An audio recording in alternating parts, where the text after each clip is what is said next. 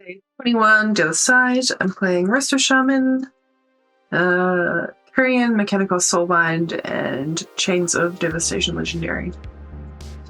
The affixes were Tyrannical, Inspiring, Quaking, and Encrypted. So, because it's Tyrannical, we want to Bloodlust on a boss rather than on trash. So what we do here is we grab Woe as the relic, and then burn down this pack and try and keep Woe up as long as possible. So I'm just dropping Vesper Totem and then using my Chains Legendary a lot, so mostly relying on Chain Lightning and Chain Heal.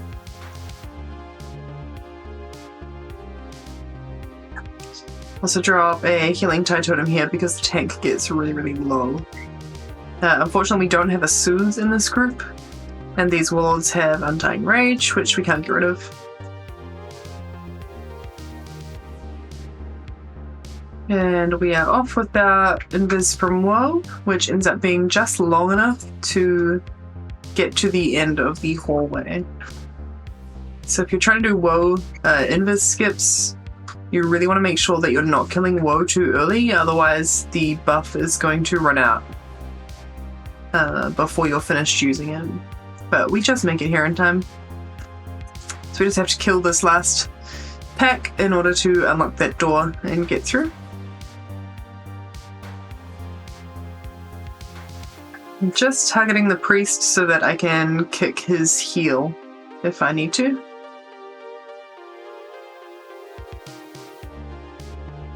It's also good because he was the inspiring mob, so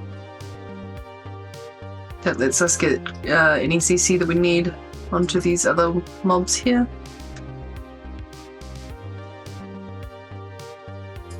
So interrupting the Hex's healing wave and then purging these spirits when the Deathwalkers die. We're into the car and I Bloodlust on Pool.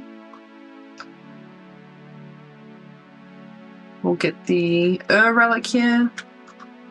I've dropped Vesper Totem and I'm using my chains.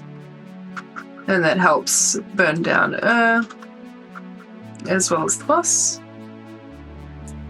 And I'm just keeping an eye on that blood barrier timer as it's timing down. So on this first blood barrier, I'm going to pop Astral Shift.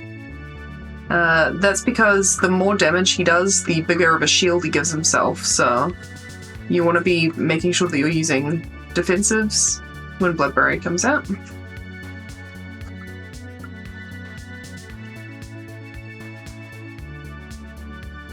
Now here, the piercing buff does more to the tank than I expect it to, so it's my fault the tank goes down. I should have topped him up before that second piercing buff came out. I don't play particularly well for most of this dungeon, and I'm going to blame that on COVID because I was still recovering from having COVID when we ran this. I'm usually a little bit bad, but I'm quite bad in this run. We're going to learn from my mistakes.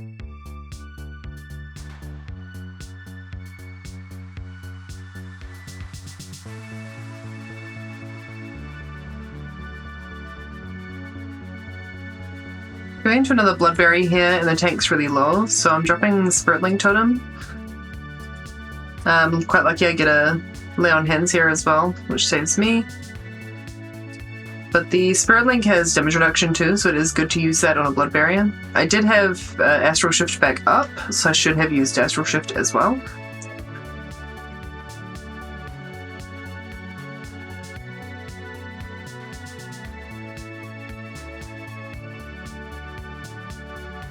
So we were coordinating the stuns on these devoted sacrifices, and other people had them, so I don't drop Cap Totem here. But usually you would be looking to do them. We also just kill these two by themselves because the next group has an inspiring mob. We want to make sure that we were able to get those kicks on the heals.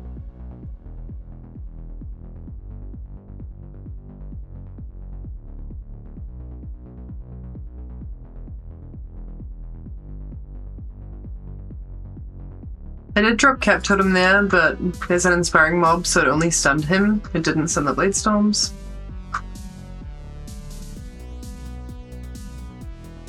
These Deathwalkers are applying stacks of a bleed to the tank, and the tank's getting quite high. But I don't really notice it, and as they die, I tunnel on getting the purges on them, and the tank drops again because of the bleed. So that costs us a bit more time.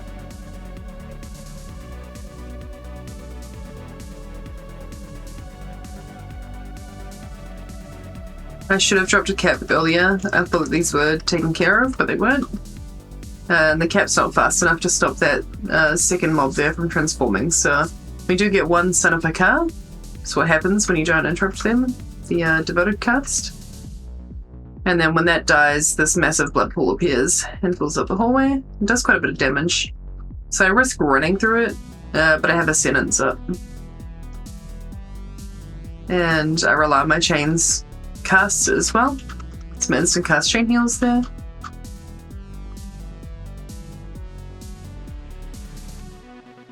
It's really important with the Death Speaker that you interrupt Shadowcore. But here there's an inspiring mob, so we can't get the first two. I barely avoid that erupting darkness because I can never tell which way it's going. Then I try and get the next Shadowcore cast, but I miss it and I get something else.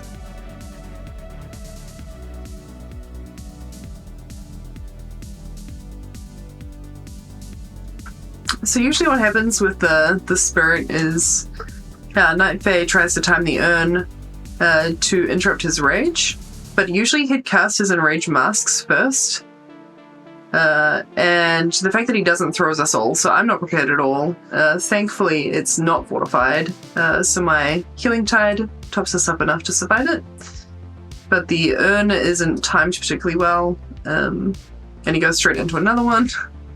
So drop a spirit link here to keep us all safe. And usually what I do, so if he casts Enraged Mask, if you stun them, then they just despawn. So I'd usually throw my cap totem over to the urn, where the Night Fae player is trying to open the urn, just to keep them safe while they do that, and make sure they don't have to move. And that helps them to time that properly.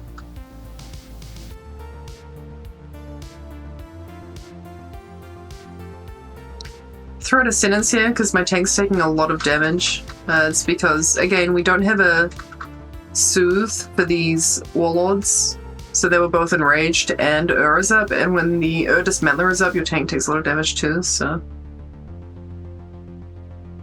Lucky I didn't let him die again there.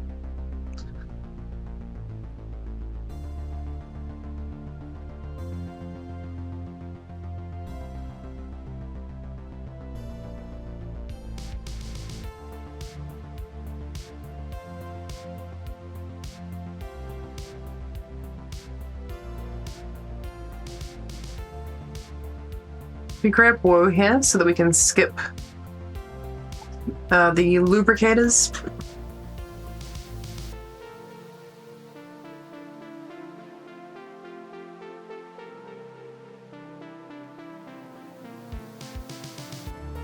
I think most people skip the oils as well, but we tend to kill them.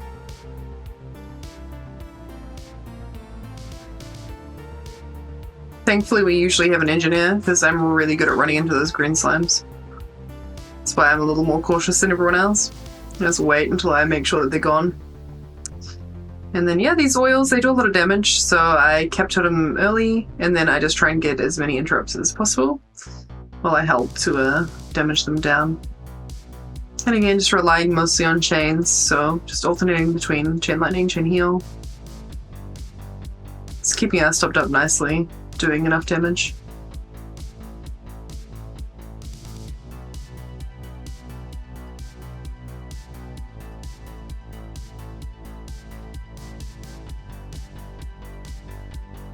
You get again, which is lovely because chains uses a lot of mana, so it's really nice having that mana back again.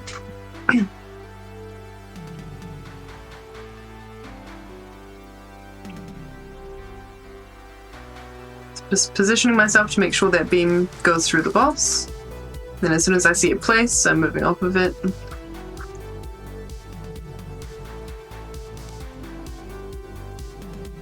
Mostly relying on Riptides to do a lot of my healing and DPSing as much as possible. But something else I should be doing on him is actually interrupting his Frostbolt, which I don't think I do at all, and it does a lot of damage to the boss.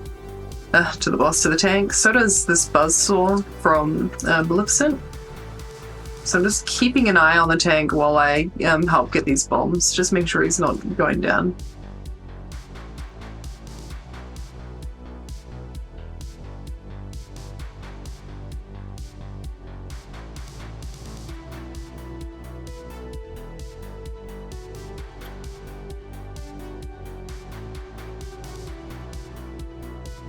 So I grabbed that last bomb, moving into her chicken barrage, but I also popped Astral Shift because it does a lot of damage, and I came back to heal the group, but the person that had the Shadow Fury got a lay on hands,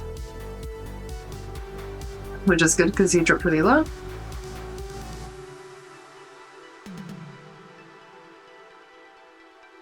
I think I dropped Earthly here just for a little bit of extra damage, even though I'm not running Deep Tremor, so he doesn't have Earthquake on him here. But it ends up being quite good because this Frostbolt kills our tank.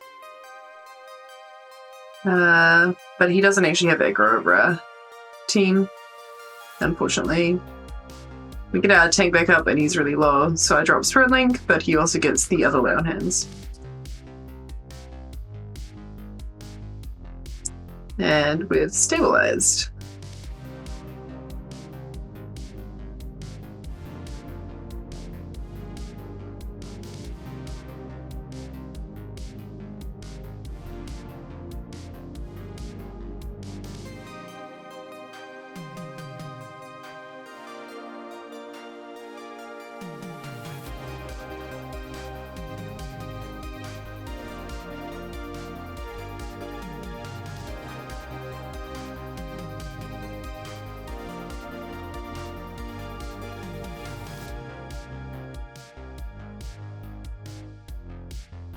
This time he does cast his Enraged Mask, and I think that I'm okay, but I just walk just a little bit too close to one, I think, and get clipped by it.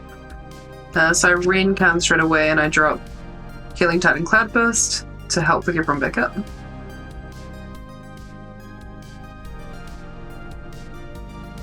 then this time when he casts Enraged Mask, I do Cap Totem to make sure the space I'm standing in is clear.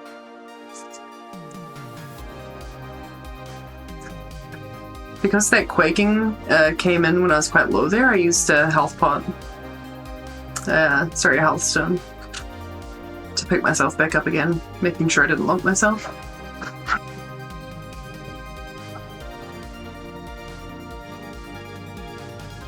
You get those interrupts, trying to get these mobs to move in.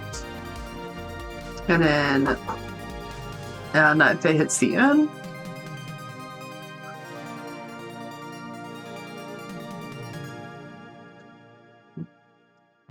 And again, we just can't interrupt Shadowcore until the Inspiring Mob is down. But as soon as you can, Shadowcore is the priority because it chunks the tank really hard.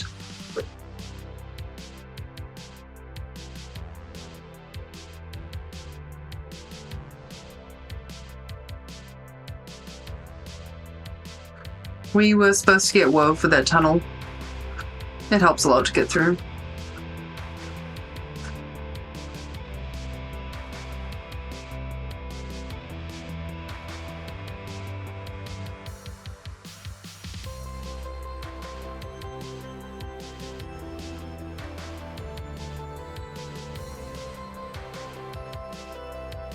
Just making sure to decurse my DPS in case they forget to jump.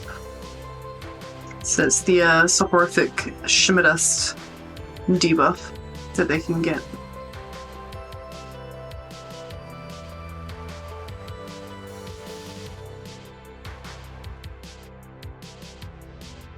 We go in position over by the urn here, and these invis mobs aggro onto my Warlock, so I drop my Cap Totem there to help keep him safe, and then unfortunately Nature Lock myself from the Quaking. But eventually I get into my Chains rotation, and I think I also dropped Earthly here, just in case anything went wrong with the tank, so he was already out. but we're actually fine.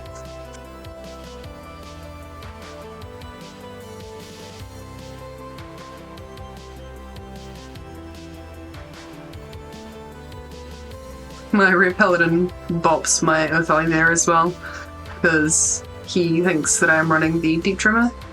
So he thinks I've got it out as a DPS cooldown and he's keeping it safe. It's very nice of him. We make sure to stun the hatchling and burn it down quick. Then we get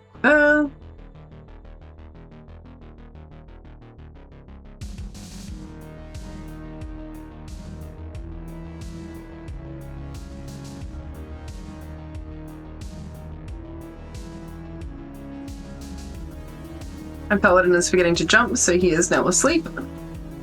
So I dispel the sleep.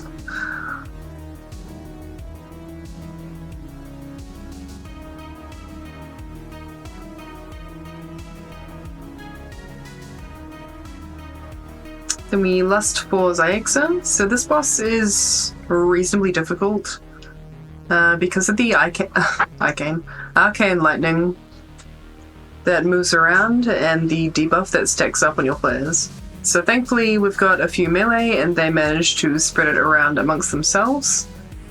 So I don't need to focus too much on my positioning here. I just kind of ignore the debuff, other than to make sure that I'm healing the people that have it.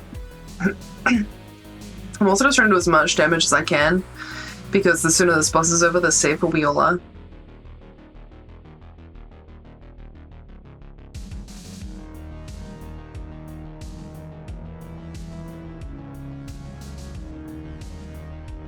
Again, I happen to get Quaking at the same time as it being really, really low, so I just Riptide myself and use a health stone. Keep myself safe.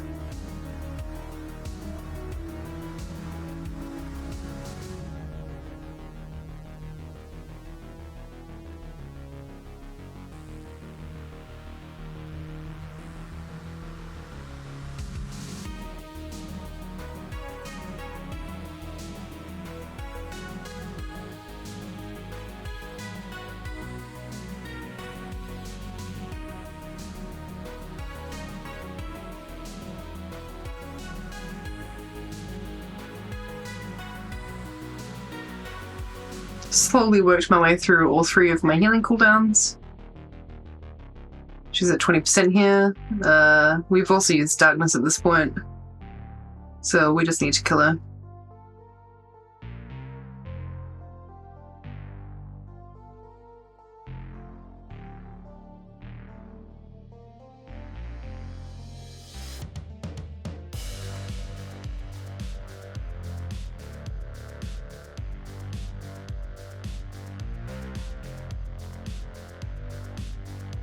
We double back to get what should be our last pull and a woe relic. I have a quick drink, but it's a little risky because my tank's dropping pretty low.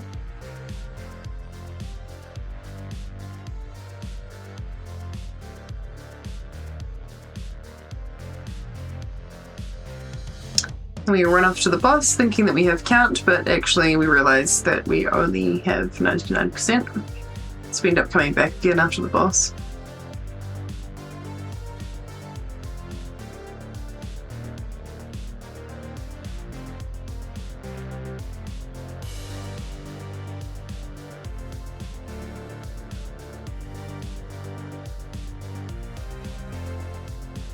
So I run into this after it looks like it's over. And apparently it wasn't quite over, so that kills me. And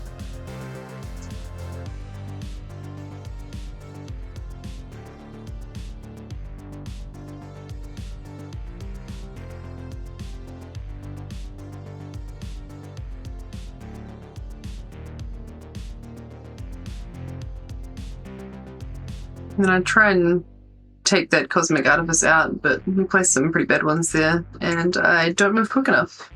And die to Master of Death again. And then I'm just waiting until it's safe before I accept the battle res. And then run over for Shadow Reality. So because we have 8 minutes left, we decide it's safer to two-phase these platforms than to try and get all of them at once. So me, the tank, and 1 DPS go to the front right, and the other 2 DPS go to the front left.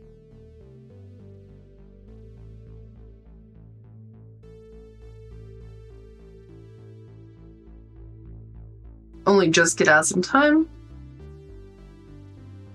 You'll see how Demon Hunter took a big hit there. So if you run back to the platform and your tank's not there, sometimes the boss will auto, and that can one-shot people. So just be careful. If your tank's not back at the platform, then don't run back to the platform. Just wait until you get teleported back instead. So there we go. I actually drop off my Cosmic Edifice like I'm supposed to. I take it to the back and dispel myself. Then I'm probably concentrating very hard on not dying to Master of Death again. 2 is bad enough.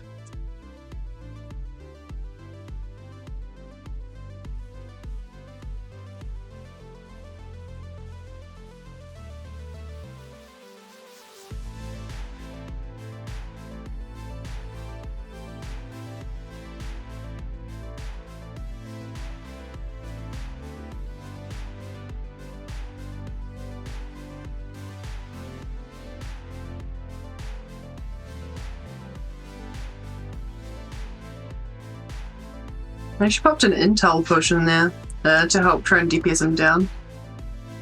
He's still not out of the woods.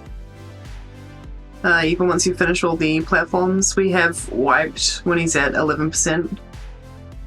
Considering that he phases, you know, the fight finishes at 10%, that's pretty devastating when that happens.